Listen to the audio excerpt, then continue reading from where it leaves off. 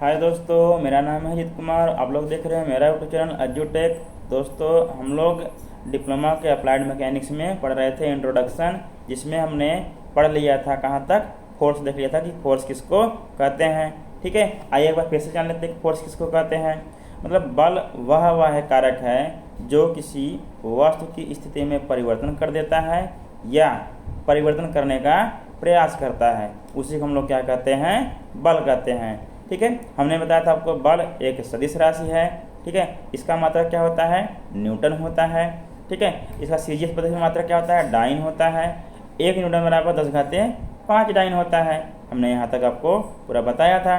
ठीक है, आप लोगों को याद होगा, कंठस्थ होगा, आप लोग जब वीडियो देखे होंगे। ठीक है, तो चलिए अब क्या करते हैं, हम अपने इस लेक्चर में देखेंगे हम लोग स्टेट ऑफ मोशन और स्टेट ऑफ रेस्ट, मतलब गतिमान अवस्था और विरामावस्था किसकी, किसी वस्तु की। कब कहेंगे कि वस्तु गतिमान है और कब कहेंगे कि वस्तु स्थिर है। ठीक है, उसके बाद हम लोग पढ़ेंगे अदिश राशि, सदिश राशि। ठीक है, ये सब पढ़ेंगे। ठीक है दोस्तों, तो आइए टाइम वेस्ट नहीं करते हैं, देखते हैं।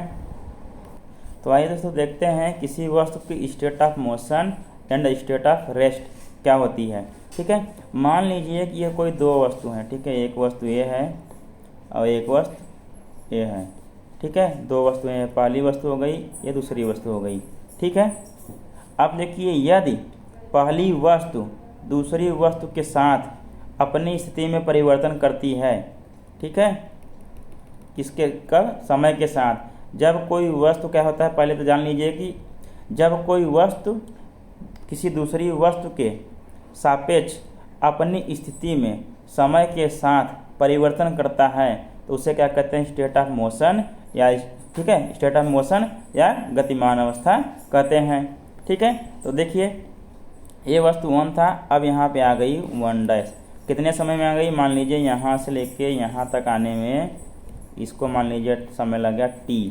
ठीक है, इस वस्तु के सापेक्ष, मतलब पहले इन दोनों के बीच में इतना दूरी था। ठीक है, अभी कितना बचा, सिर्फ और सिर्फ इतना ही दूरी बचा इन दोनों वस्तुओं के बीच में। ठीक है, मतलब क्या हो गया, इनकी स्थिति परिवर्तन हो गई। मतलब एक वस्तु जो वयन था आके यहाँ पे पहुँच गया, मतलब समय के साथ इसका परिवर्तन हुआ, मतलब ये वस्तु क्या है, गतिमान अवस्था में है। मान लीजिए क्या करते हैं, आप कोई मान लीजिए कि यहाँ कोई पोल है और आप यहाँ खड़े हैं। अब फिर यहाँ से आप दौड़ना चालू करते हैं। ठीक है, आप दौड़ना चालू करेंगे, धीरे धीरे आप पोल की तरफ पहुँचेंगे। मतलब देखिए पोल के सापेक्ष जो खम्मा होगा, आपकी स्थिति क्या हो रही है, परिवर्तन हो रही है, आपकी स्थिति में परिवर्तन हो रही है। लेकिन किसके सापेक्ष, समय के। जब समय पर बदल रहा है तो आप भी क्या है, आगे इसके बदल रहे हैं, आपकी भी स्थिति में परिवर्तन हो रही है। ठीक है, मतलब जैसे जैसे समय बीतता जा रहा है आप पोल की तरफ पहुंचते जा रहे हैं, मतलब आप भी गति की अवस्था में हैं। ठीक है, अब मान लीजिए जैसे क्या करते हैं कि आप खड़े हैं। ठीक है, यहाँ खड़े हैं, आप यहाँ खड़े हैं, कोई व्यक्ति यहाँ खड़ा था पहले, फिर वहाँ से चलना चालू किया, फिर धीरे धीरे वो आपकी ओर आता गया। मतलब क्या हो रहा है, देखिए आपकी तरफ जब वो व्यक्ति आ रहा है उसकी स्थिति में परिवर्तन हो रहा है। मान लीजिए पहले यहाँ था, फिर यहाँ आ गया, फिर यहाँ आ गया और फिर यहाँ आ गया। देखिए उसकी स्थिति में परिवर्तन होता गया। मतलब जैसे जैसे समय बीत रहा है वैसे वैसे इसकी स्थिति में परिवर्तन हो रहा है।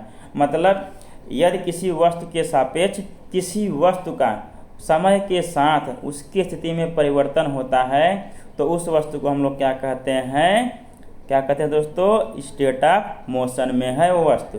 ठीक है, अब इसके विपरीत, अब मोशन जान गए तो हम लोग इसके विपरीत पढ़ लेते हैं, स्टेट ऑफ रेस्ट किसको कहेंगे। अब दोस्तों क्या होगा, स्टेट ऑफ रेस्ट में मान लीजिए कि जो कोई भी दो वस्तु हैं, ठीक है, अब क्या हो रहा है, उनमें समय के साथ कोई परिवर्तन नहीं हो रहा है। इसमें लिख लेंगे आप लोग, क्या होगा कि समय के साथ इनके स्थिति में, जब समय के साथ स्थिति में कोई भी परिवर्तन नहीं होगा। ठीक है, समय के साथ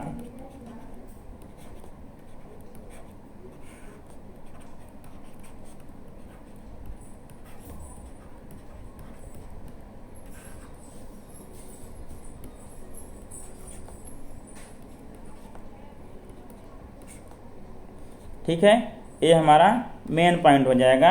मतलब कि जब किसी वस्तु में किसी वस्तु के सापेक्ष, मतलब जब किसी वस्तु में किसी दूसरी वस्तु के सापेक्ष समय के साथ उसकी स्थिति में कोई भी परिवर्तन नहीं होता है तो उसको हम लोग क्या कहते हैं कि वस्तु स्टेट ऑफ रेस्ट में है।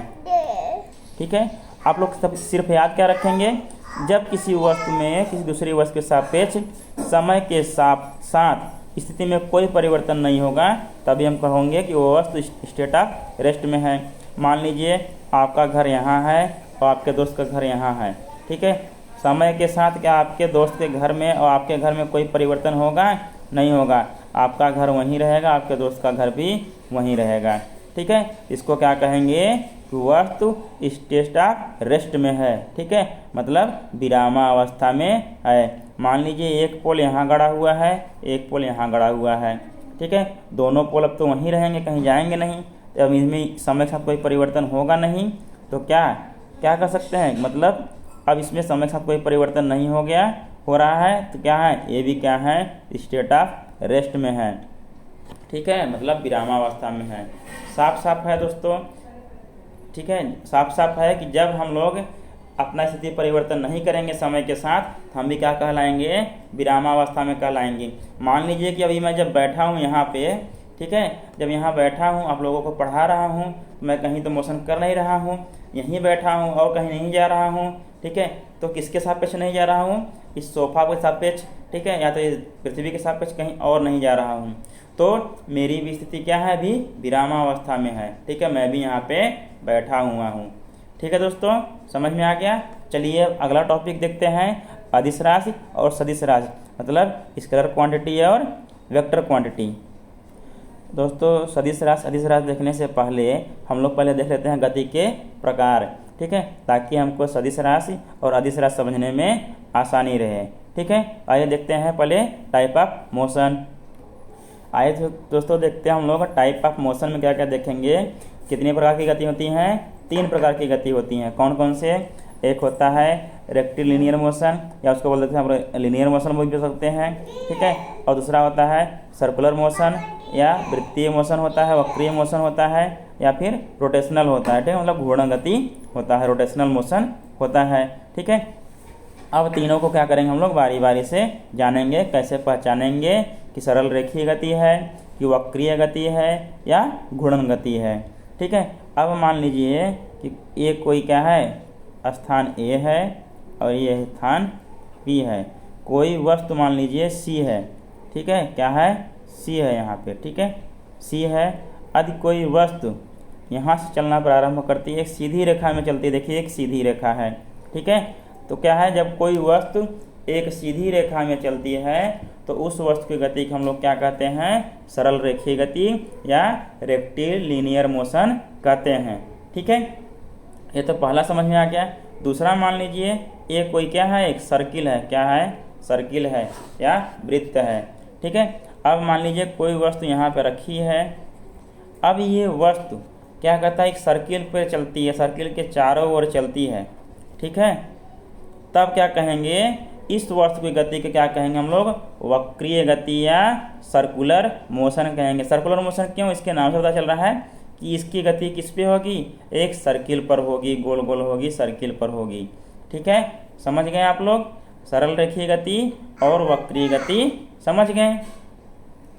और दोस्तों ये जो अपना सर्कुलर मोशन है ये प्योर सर्किल भी नहीं हो सकता है। कभी कभार मान लीजिए वक्रीय गति तो है ही इसको, ठीक है, सर्कुलर मोशन तो है ही, ऐसा भी सर्किल हो सकता है, सर्किल आपका ऐसा भी हो सकता है।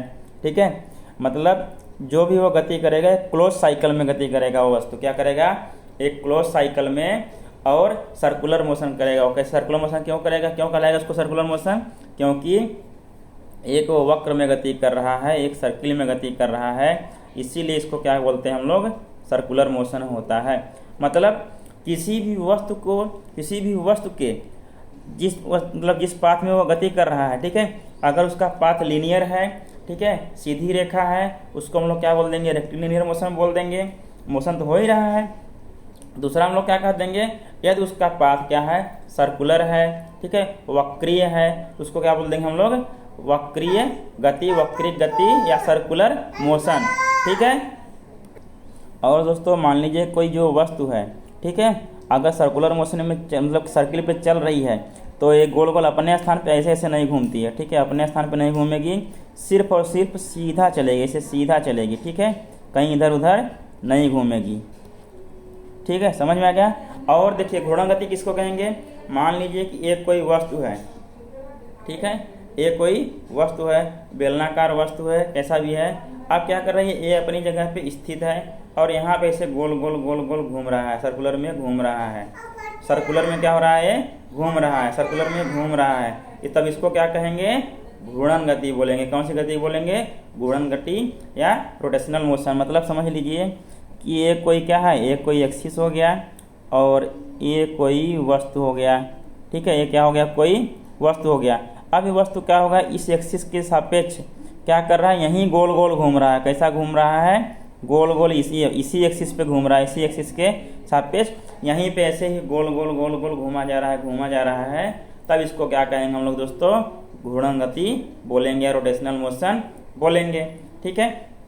अभी तक जब हम लोग पढ़ रहे थे लीनियर मोशन और सर्कुलर मोशन, उसमें जो अपना पिंड था, जो वस्तु था, उसमें अपने स्थान पे नहीं घूम रहा था, वो किसी पाथ पे चल रहा था, लीनियर मोशन पे चल रहा था।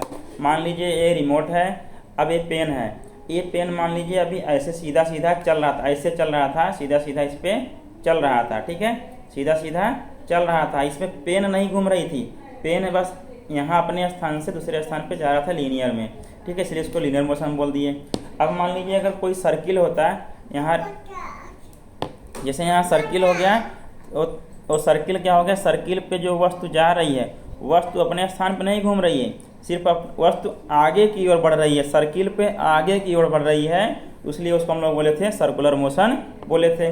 लेकिन घूर्णन गति में क्या हो रही है कि लास्ट में घूर्णन गति में क्या कि कोई जो वस्तु है, जो उसका एक्सिस है, ठीक है, अपने एक्सिस के सापेक्ष वहीं अपने स्थान पे घूम रही है, उसको क्या कहेंगे हम लोग, घूर्णन गति बोलेंगे, रोटेशनल मोशन बोलेंगे, ठीक है दोस्तों, समझ में आ गया।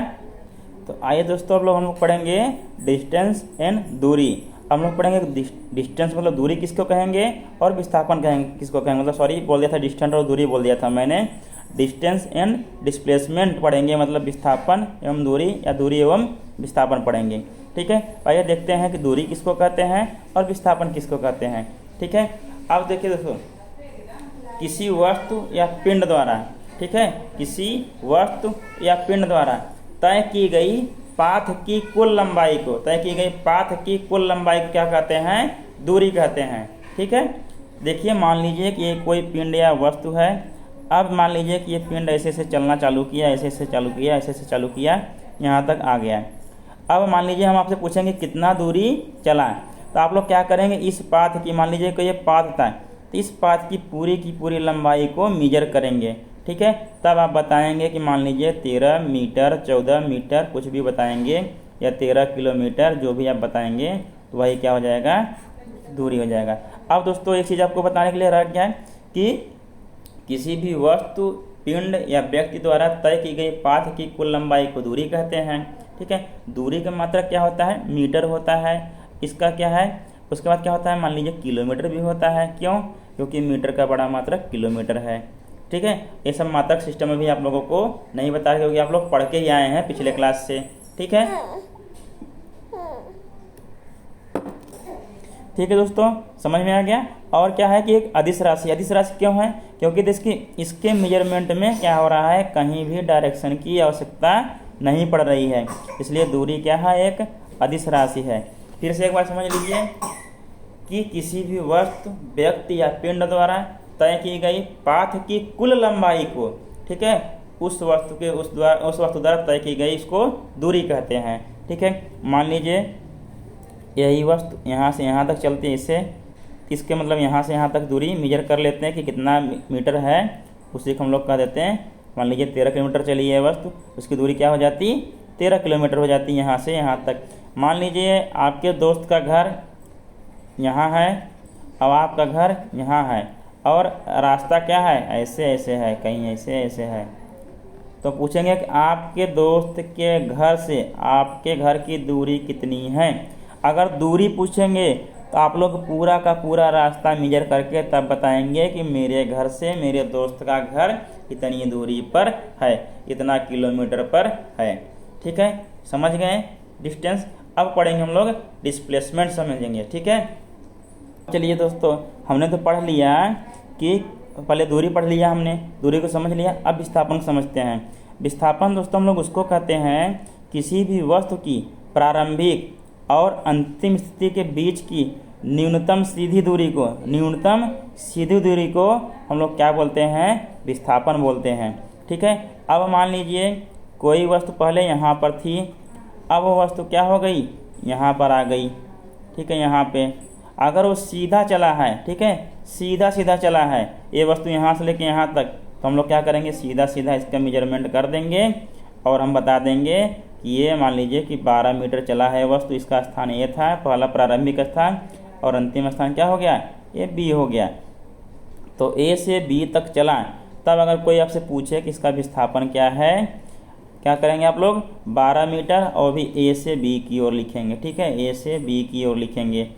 और देखिए अभी एक चीज़ आपको और बताएंगे, पहले इसको समझ लीजिए, फिर उसके बाद अब देखिए मान लीजिए वही स्थान, यहाँ ए स्थान ए है, ठीक है, और ये स्थान बी है, वही स्थान है, लेकिन यह वस्तु क्या हो रहा है, ऐसे नहीं जाके इधर से जाके जा रहा है।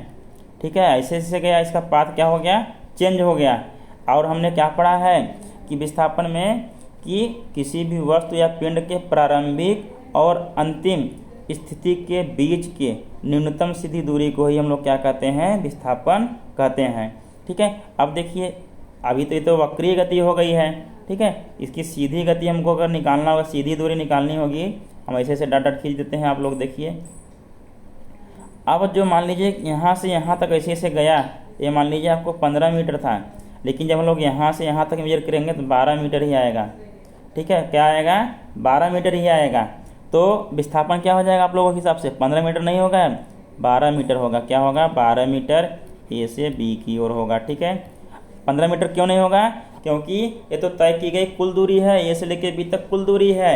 ठीक है, अभी क्या है, हमको विस्थापन में क्या करना था, उसके प्रारंभिक और अंतिम स्थिति के बीच में हमको एक सीधी रेखा खींचनी है, उसी से हमको क्या होगा, न्यूनतम दूरी प्राप्त होगा उनके बीच। तो उसी को हम लोग क्या करेंगे, मेजर कर लेंगे।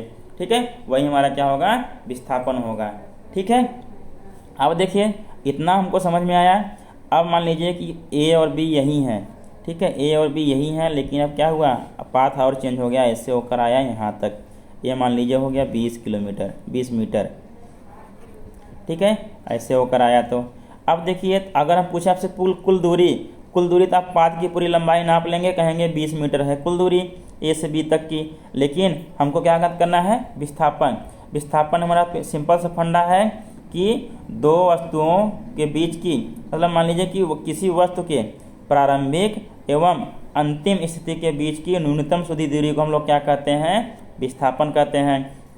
तो हमको इस पूरे पाथ की लंबाई को नहीं ज्ञात करनी है, हम ए से बी तक एक सीधी रेखा खींचेंगे। ठीक है, फिर उस रेखा की लंबाई को हम लोग मेजर कर लेंगे, जो उस रेखा की लंबाई आएगी वही हमारा क्या होगा, विस्थापन होगा, डिस्प्लेसमेंट होगा। ठीक है, तो अब देखिए ए से लेकर बी तक जब सीधी रेखा खींचेंगे तो कितना आएगा, 12 मीटर आएगा। इसका विस्थापन क्या हो जाएगा, फिर से 12 मीटर ही हो जाएगा। ठीक है, समझ में आ गया। चलिए आइए आगे देखते हैं। अब देखिए दोस्तों, विस्थापन को मेजर करने के लिए क्या हो रहा है कि हमको एक दिशा की, एक डायरेक्शन की आवश्यकता पड़ रही है। इसीलिए क्या होता है, मान लीजिए कि इसमें डायरेक्शन की आवश्यकता पड़ रही है, इसलिए क्या है कि सदिश राशि है, लेकिन इसका भी मात्रक क्या होता है, मीटर ही होता है। ठीक है, दूरी और विस्थापन दोनों का मात्रक मीटर ही होता है।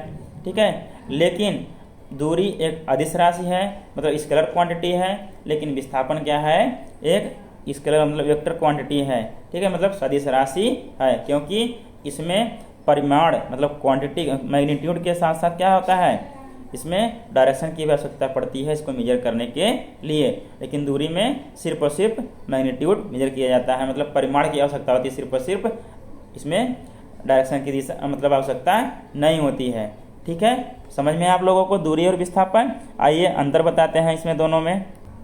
देखिए दोस्तों, इन दोनों का मात्रक क्या होता है, मीटर होता है, इसमें तो कोई अंतर नहीं होता है। ठीक है, यह क्या है, एक अदिश राशि है, दूरी क्या है, अदिश राशि है, मतलब स्केलर क्वांटिटी है, और लेकिन विस्थापन क्या है, सदिश राशि है, मतलब वेक्टर क्वांटिटी है। ठीक है, इसमें सिर्फ और सिर्फ क्या होता है, मैग्नीट्यूड होता है, मतलब परिमाण होता है। इसमें मैग्नीट्यूड के साथ साथ किसकी आवश्यकता पड़ती है इसको मेजर करने के लिए, मैग्नीट्यूड के साथ साथ डायरेक्शन भी होता है। क्या होता है, डायरेक्शन। ठीक है, आओ देखिए, दूरी आपके क्या हो सकती है, शून्य हो सकती है, ये भी शून्य हो सकता है विस्थापन। कैसे होगा मैं भी बताऊंगा। ठीक है, और ये क्या होता है, दूरी हमेशा पॉजिटिव होता है, लेकिन विस्थापन आपका ऋणात्मक भी हो सकता है। क्यों, ये भी बताऊंगा। ठीक है, ऋणात्मक भी हो सकता है।